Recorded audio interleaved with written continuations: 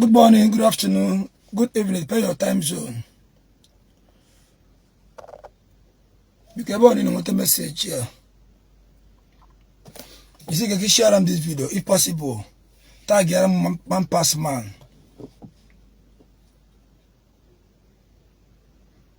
Tag your man pass man. One na achieve this morning. Na gara man pass man. Na gara the whole entire Igbo. And if you are na yawo, obu bata this morning. You never can share them video. What may be sekiri? Here actually you and where you come here, then contribute on it.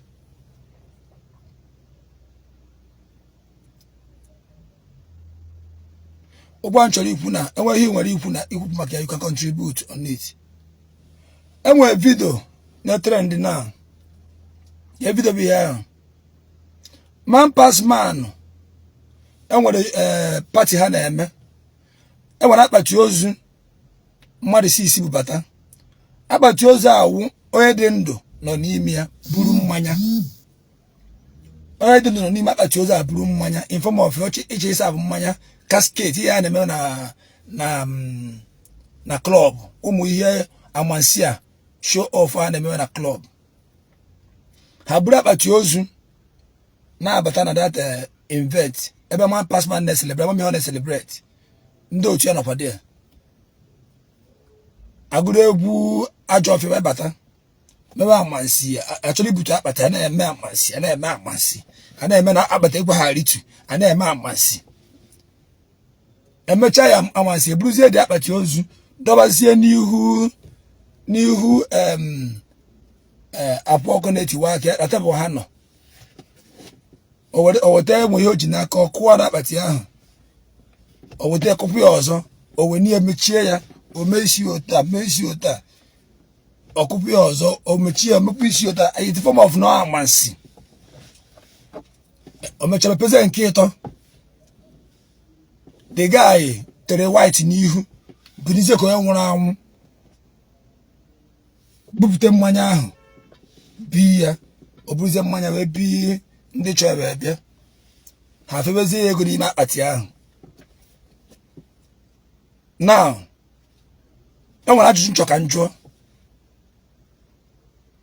That thing ha display gịnị ka ha na-akụziri the fellow youth ka ihe our teenagers na-amụta. What are that video now I watch now gịnị ka anyị mụtara? Ihe mụtara video na awụ nchọrọ ime occasion eje ngota akpati ozu chọọ mmadụ tii n'ime anụ mmadụ sisi ebuli abata we serve mmanya mmadụ ga-aṅụ in the name of non the spiritual power, in the name of no ndị aga na-atụ egwu no ndị oke dibịa ndị ji ọgwụ anyị fụcha ha agbawe n'ọfịa anyị fụ ihe adịrọ mma we will not come out and say it as in I fụcha ide ha amụ ahụ jiji we will not come and say it. Imere ihe wepụta na social media to mislead and misguide our youth. Can the youth, some of them, some of them like this, have that thing, only obuna chozega, as that thing we mislead many people. It is any how I fuzia emechion, makane man pass man, makane wonye dibia. Epo to na rosi, or epo kwa obu, or epo send the mo arrow, evil arrow, oh yeah, I have to be able, I have wogu. Or would only on the cake and walk out to be able. Obro no a day from Nadana, Obro no wa now Umunka Kebwa. That in man pass man, yet the money was only now $1. It were a psyche about $1. I forgot your video. Ebi na $1. Oh, had you mother again.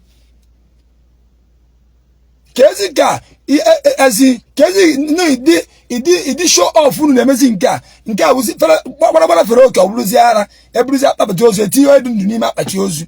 A coffee. Ogendo undertaker na ati mgba.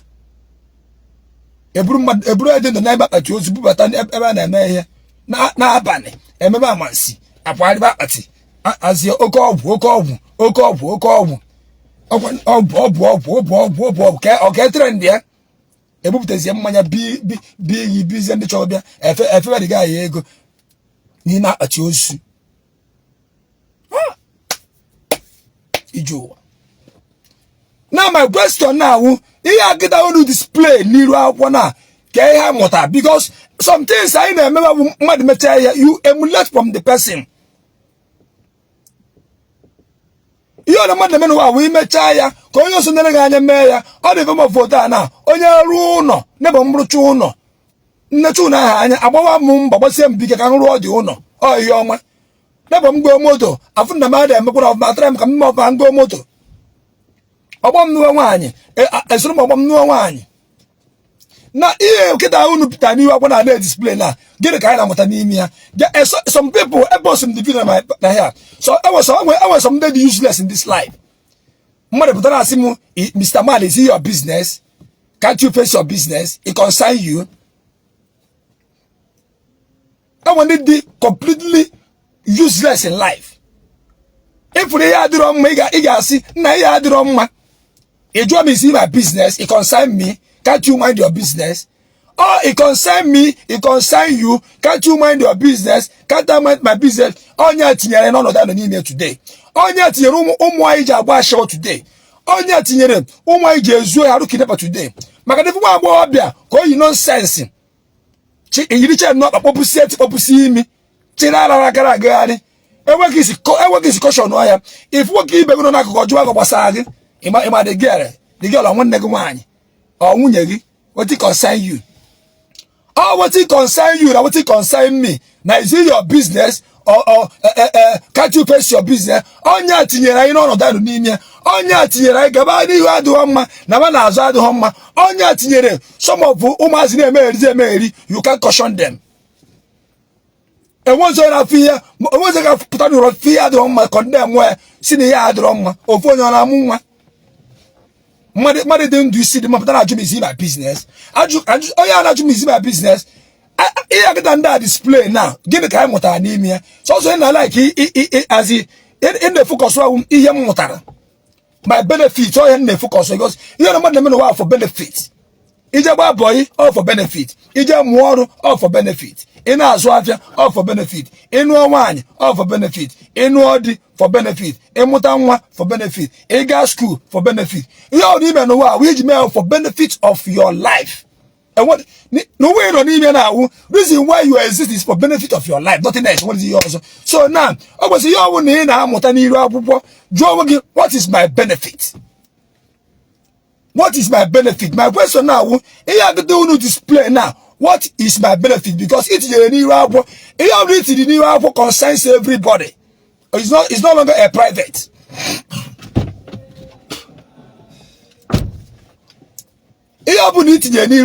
It's no longer a private something. It's not a public something. It concerns everybody. Everybody watch, yeah. I don't know what share his point of view. For some of you now, we tell you are boy, but you are not okay. You need to go back to school. You are not okay. You need to go back to school. On social media, everybody have right to talk about it. Yes, everybody have right to talk because you put that in new album so that everybody will watch it and say their point of view. I want to talk about getting a new album. On your own. Many moon or so do it inside your own house. Don't invite people in your compound. Your room not private. So far you invited people in your compound. Many invite. You invited us to come and witness what will happen. It is a new album for other people also to witness and see what happened. So everybody have his own point of view. My question about what is the benefit? That's all I'm asking for. What is the benefit? What did I learn? What did I learn from this? So na yam motara na wu ka bu yam mota. Maka mala ki mota ihe. Yam mota na wu oru echi Monday. Mmemme chori mmemme na je ngota akpati ozu. Cho mmadu tinye ebe ahụ. Tinye mmanya enwe ndị chọmbịa ha eburu akpati ozu a mere m akpansi oke ọgwụ ebugharị oke ọgwụ ebute agba ma butuo ya eweta m ihe kụọ na ya kpa emepe ya ebute mma ya ebi m echọ wee bịa ọhịa mmụta ọmọpụ ya ọzọ ihe a ka m mụtara ka atụbakwa unu egwu unu nwekwara oke ọgwụ ebute akpati oke ọgwụ atụba egwu ọnwụ oke ọgwụ ebupụ ọgwụ anyị akụkwa gị nsị anyị atụkwa gị na-arụ nsị anyị esetịkwara gị ivu arụ ha iji ụwa tara afọ n'ụwa mgbago ọgwụ n'akụgụrụ m ọ bụrụ adịbeghị eti ọ bụrụ ọnụ is not ma I don't make mouth mgbago mental say jeff m gara arụ nsị kpọọ m they called me mfia na acham na abụ ese ndara m video ma ndị jere mmiri ma ndị ji ewu eje chụ aja mgbago how many times as in nnecha na amụ because onye na-agba egbe n'anyanwụ msi egbe ka ị na west maka onye chukwu kechara onye ọwụna ka onye ọbụla dị ya n'ime ọ bụrụ ihe ibu n'ime ka m bụ n'ime onye nọ with his own grace. My question now, gịnị ka anyị mụtara ya? That is all. I want to be also na-ajụ gwa m ihe anyị mụtara na akpati ozu etiri mmadụ bibukwa pụgharịa na mmemme unu mere oke ọgwụ ebugharịa oke ọgwụ. What is our benefit? Gịnị ka anyị mụtara? Gịnị ka our children mụtara? Gịnị ka teenagers mụtara? Some small boys ego na ama na ahụ na gịnị ka ha mụtara? Enwe some small boys ọ ga-awụ enwe onye bu moto bata na Christmas amụwa ya na ahụ onye emeki eni ya o onye emeki gị ya o onye emeki eni ya o ọmọbịa ma na ahụ onye emeki gị ya o bifi mmadụ moto tie aka n'ihe ọjọọ ka obi geburu moto nata ịgbara ya niile ụtọ mba atọ na oruba ọtọ ọnụ gị and ị na-agba mbọ ka onye asị agba mbọ enwe ka onye asị go meshin ọfụrụ ọmọbịa ha papapapa maka enwe ndị ego na ama na ahụ onye fụcha ya agata na nke a ebido wee kwe na so mmeje gote akpati ozu na wee je mee mmemme how iji ụwa mambasmanụ ihe unu na-eme adịrọ mma ọ bụrụ onwe ya ga-agwa gị ya na mma agwa ya unu agwafuru ihe unu na-eme ọ dịrọ mma. It's not nice. It's not nice. You people are using this thing to oppress people, not even to oppress people, to even make people to be do somehow. And what can we emulate from this thing? We're going to be here. What can it add in our children's life? Get the add in our children's life. As of a mother, show off level by level. In our put 50 million spread that place than Egypt at yours. Etinyem oye dendo ni mabati ozo buru mma jesa afọ ndị chọbịa ọ dị totally wrong. All the totally wrong. All the mother I will say it. All the totally wrong. I am not trying to drag you. I'm not dragging you. I don't drag people, but I'm here to tell people what they are doing that is not good. Dragging somebody is when somebody is I want to hear as in I want to hear now just pretend not show variation boy now dragging. That is dragging. But I am trying to explain and dilute and also analyze what I saw in the Facebook. I being a perform. Okobu. What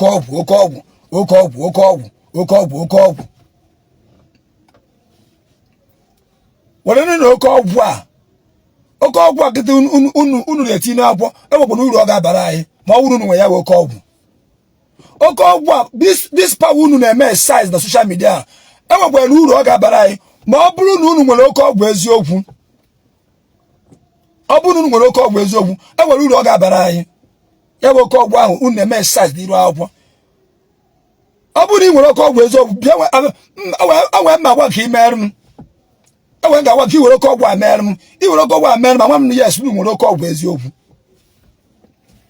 Ihe ga-eme eburu ibute Okobu ahụ mana onwe nke afọ. Okobu ahụ na-eme exercise n'iru akwụkwọ. Ihe ga-eji wee eme obuka mana onwe nke afọ. unu sikwa na ndị ọcha bịa buru arụsị anyị wee je na-arụ teknọlọji na ndị ọcha bịa buru arụsị anyị nwere unu nwere pụta unu nwere arụsị wee je na-arụ teknọlọji arụsị gefekwa ndị afọ unu nwe wee na arụsị afọ afọ rụọ ọnụrụ anyị our own teknọlọji arụsị gefosiri afọ were na arụsị afọ afọ rụọ na anyị our own teknọlọji ọwụrụ anụ plenu na-arụ nke ndị Igbo ọwụrụ moto na-arụ wute arụsị a nke ndị Igbo eletrọniks rụọ na ya wute arụsị afọ afọ nke ndị Igbo rụọ na iPhone nke ndị Igbo wute arụsị afọ afọ were na arụsị afọ afọ rụọ na teknọlọji unu bụrụ ndị ọcha irrigation na-abịa bụrụ arụsị wee je na arụ teknọlọji be ha nke fọziri afọ si were arụ ọrụ anyị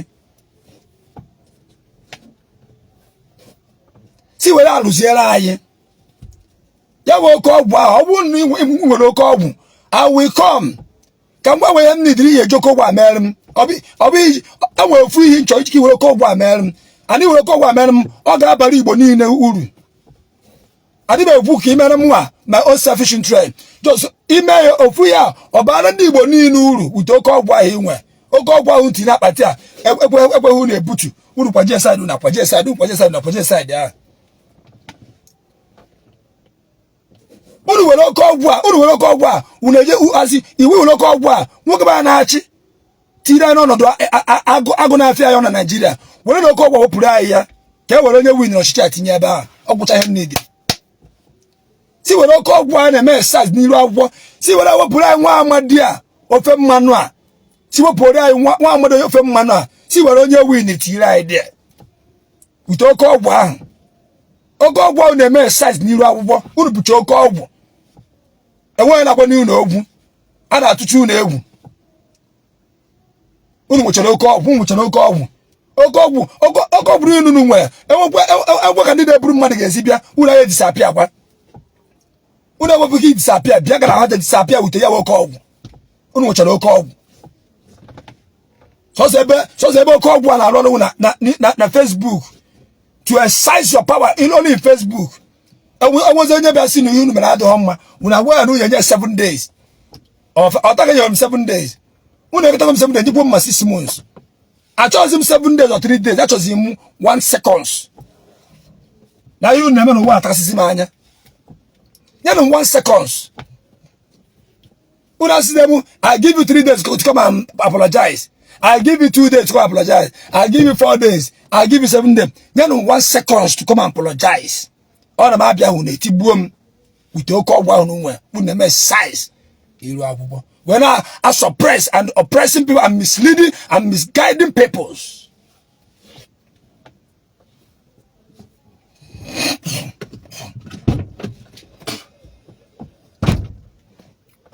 When I don't see a man ndị na-ebe na share about this video. A man ndị na watch him unu na share about this video. So ka video we get ruo ha aka. A lot of people on Europe is some are chasing clouds. Some are trying to get Facebook money. I cannot use my fellow person. I can't use my fellow person. And what do you hear me? Where chase a cloud? When we take Facebook, I can't do that. I go Facebook, I can go to hell. I go Facebook, I can vanish. What MGM? I need money, but I can't use my fellow human being. Put on social media. No, we are meho. When I chase cloud, I can't do that. So share this video so that this video get to them. Let them Benetton Nanso. All this is too much. You na puzi hapo. Ama unu game per Facebook ah. Unu na puzi unu amazing couple. Unu amazing couple. I want to know what will actually when we do actually get okay but na ke ya motaro obucha o yempu. This practice now, that's what I'm asking for. I am not insulting you. I am not fighting you. I am not. All I'm asking just, what did we learn from this? That is all. What did we learn from this? By eating madnap at yours, buri after location, buari onya pati, emepa pati ebrum manya. What about that one? One map at here. What of one other boy could assume that when I ask my mother, Mono, here's a choke where in a person at that boy every thousand, whatever did a cake on the boon. Cake a collie. You want to get him up at ya because of ego. Hey, ego. Because of one chance go, kid by any map at yours. Because of one chance go, kid by any map at yours, we must do that now. Every go more. For you to submit, buying a coffee, you register again. You have automatically registered your name in the book of death. This guy don't have but yours. I wish I have a video. One year that no one can submit here. All the guy can submit your way to the book of death, the land of death. By a way, by any map at in there, and a bundle around, and a bundle into ever. Here the Baba and them around. I want you know that spiritual control is the physical. Spiritual perceive the physical. Now let me just tell you something. I will only have now you have for like 2 years, 3 years, 4 years, 5 years, 7 years, 10 years, 15 years. How can I how do you know forever? How do you know forever? You have 15 years. Any dome around here will see. Aye, Nika Bugia.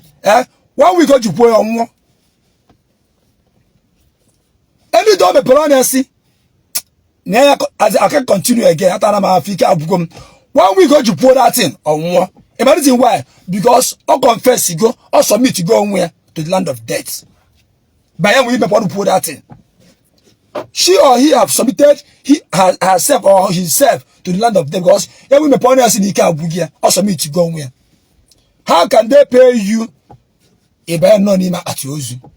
You go work in the Nollywood actor. Some of Fundana actor this year. You go work in another doing about bring one. I'm doing about bring one. I'm doing about bring one. It Africa Nolly town. It Africa has a gas. Another guy kidney problem. Pion. A guy has stroke. Pion. A guy younger. Pion. It Africa has a it Africa has a gas. Cannot use money by any map at yours. Ndana raba dozu na testi na baba ichana adiri hizi ichana adiri hizi iputa na wo na submit yo ngi na kodi ma pataku chegu eburu ko onye nwura anwu ka esi ebu mmade ejikom na akwomozu ka nda na eme o amwe pesi na tension wash gide funa obura akwomozu eburu ko onye nwura anwu bubata gị no ka erejini yeni owu no show off. Give a banana batoza, mechagodi. What's going to be that? If you didn't batoza, Jeb burial, if you get a boy on your round, Bobby had the chicken on your round. Now I will go a walking corpse. If you about that, you're going to check in burial, who gets a boy on my butter. Mano gets a blue. Check what is different. Now you have thought to be a walking corpse. Every one day, get a look at and money, but I can a slump up here. I said, I'm money, money. A man needs somebody to go work in a spiritual realm to be a dead human being. On your boy, any waba went to two. I'm going to say about because you share video. Each person share video 20 times. So that this video will go and teach people some things. If we are not doing all these things, a lot of people will be misled and be misguided. A lot of people might have been destroyed by now. Even the curriculum has still just Obiana and Woku. How much all these things? Do the Hakan Eto or Baraka Pundo. Life and Augiri have all these things. This Onabahanisi, Hane live as it. Oh God, God have mercy. I wish now governor. I wish now governor of a state. I wish now governor of a state. Mbapito bichi na Anambra State as in ndi number state on Isiagu hoyi. Mbapito bichi na Anambra State is on Isiagu ndi Anambra State hoyi. I wish now we are governor of a state. All these things. Hey. I am going to stop here. Share this video. Let this video get to them. Yanju question. I will make actually happy to from here. Thank you. God bless you. One more thing. A lot of my fans, I want to kill him. you people should be supporting me with MB. You know, I'm supporting with MB. Oh, MB mukanje meya. So you know, oh, I had never the if what I'm doing is, it's not by force, so it's not by force, so. But if what I'm doing is good, if you see and see that what I'm doing is good, support me with MB. But if you see that what I'm doing is not good, forget about it. But if you don't feel like you wage jogging and you are not owing me, it won't problem. But some for I will keep on recharging. I can't stop. I don't remember here. This is what I'm supposed to be doing. So nobody forced me, and I'm not forcing anybody to do anything. So thank you. God bless you.